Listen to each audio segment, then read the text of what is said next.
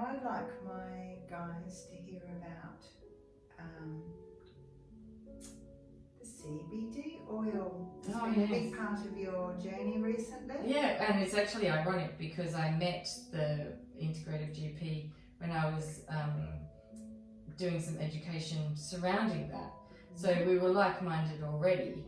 The big thing about CBD, so with cannabis, medicinal cannabis, there's two ingredients that we use in Australia that we take out of the plant.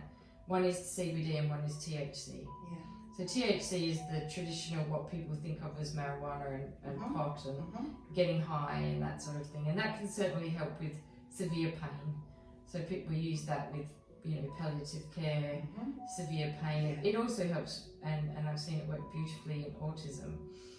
Really? Yeah, absolutely, because it relaxes the brain and works in lots of different ways. I won't go into the science of it, but we have receptors in our body for THC, and so some people get really great benefits, some people don't, and it's trial and error like everything.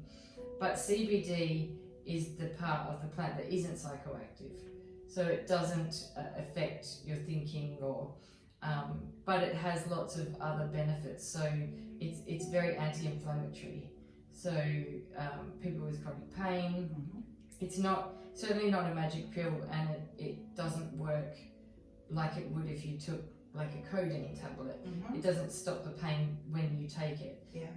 It's a long sort of a cumulative effect. So it reduces the body's inflammatory process as well as improving gut health. It helps with sleep. And it doesn't help with sleep in the way of knocking you out. So it just helps in general. For your body, you might have restless legs, so it will help with restless legs. All those other parts of sleep that aren't necessarily somebody needing to be knocked out. So CBD works really well, and I've been using it with patients for probably nearly 3 years now, so it's been a long time, and it works really well. It's not cheap, and that's a big part of the problem. But it is getting better, and the more that we use it, and the more that we prescribe it, and the more that people see benefits from it, the cheaper it will get, because that's just the natural supply and demand cycle. But I think the big thing is going back to, and this is a big part of the book as well, going back to ancient philosophies or ancient medicines, and saying, well, what is it that has worked in the past, and being open to trying those things as well. And that's a big part of naturopathy, which I talk about in the book as well. And medicinal cannabis is one of those. It's been used for thousands of years in many, probably all of the countries around the world, as a medicine. So it's almost silly that we are only just going back to it and realizing, because we've been using opium and opioids for all this time, and we know that the serious side effects and addictive nature of that causes so many health problems. So it's nice to see that there is a shift happening, and I think that shift is very positive. It just takes lots of like-minded people to put the word out there and support it, which is what I'm certainly seeing in the integrative medicine sort of realm, like with the pharmacists. So you can see the integrative GP, and then you can see the integrative pharmacist, then you can see an integrative dentist. Then you can come to me. And then you can you can go to Ali first. You might not need to go to any of them if you go to Ali. You'll be really relaxed. So do you, if some of my gorgeous people, and I know there's a lot of them out there who are in pain or needing help with sleep, so chronic pain issues, how would they go about seeing you or someone? Are you available? No, so at the moment I'm currently off work. I'm healing, and I'm sticking to that, which is hard for me, but I really do need to. But there's lots of people out there, there's lots of doctors, and the best way to find out about it is to basically just look it up on the internet. Okay. So if you type in CBD Perth, although if you type in CBD, you probably get a map of the city. But CBD oil. Or remember to put oil in that. Or medicinal cannabis Perth. You'll get a list of doctors that will prescribe it. So not Anita at the moment, she's healing. No, but I will be back. And she's seen me. So yeah, it's a nice holistic medication because it's scientifically proven. You know, we've got the evidence and it's natural and you just explained that people are not going to get smashed on it because that's a different part of the plant. CBD, yeah. You can certainly get... So it's not the THC, the THC will actually leave you high as a kite. Well, you can get it with THC in it, absolutely. Okay. Yeah, absolutely. Okay. Yeah, so there's different combinations. So, but for some people, like I said, with like autism, epilepsy, there's lots of good uses for THC. And the doses aren't high. You know, it's not, the purpose isn't to get high. No. The purpose is to treat that particular condition. So a lot of the time, especially with my patients, I will up titrate. So start off with the lowest possible dose, the lowest possible concentration of THC, and then work my way up until they get a good benefit from it without having all the head stuff. Yes. Because that, you know, and there's no point having a medication if the side effects are going to be worse than the treatment itself or what it's treating. So, yeah. You're looking a bit weary. Could you close your eyes? No. No, I certainly could close my eyes, but I think talking about all of this makes me more passionate as well. So, that's good. You know, it's one of those things. I feel like I'm, you know, the women in the women's rights protests that were so passionate about it almost feels like that, and I think that a lot of people feel that way as well. So it's about getting the word out and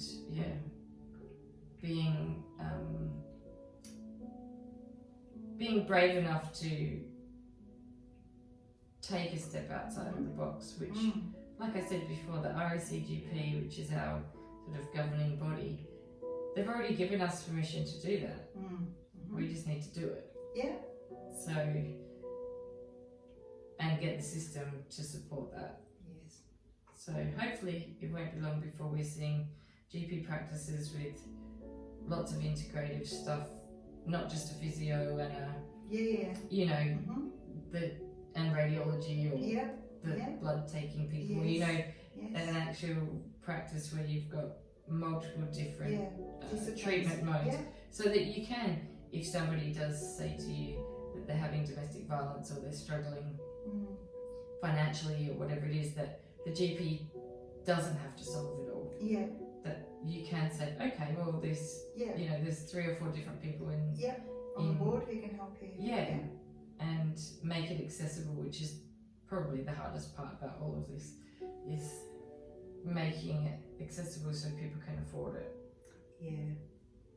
Because there's no point having a service or changing the system if it's not accessible to everyone.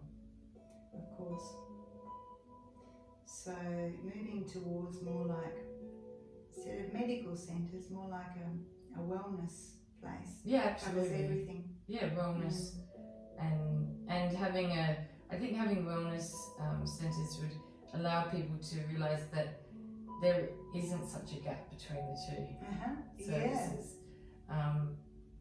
Because at the moment it's such a big gap, and people choose one or the other, like the black and white thing, you know. Well, it's like you say, usually a medical centre will have doctors, they will have like a radiologist, and they'll have someone to take your blood. That is all based on you having something broken Yeah, something or wrong with something you. in your blood. Yeah. It's not based on anything else in your life. Yeah. So, your book. When am I going to be able to put some of mine, because I want everyone to know I'm going to have some of Anita's books here in my room for sale. When are you going to have these in your hand?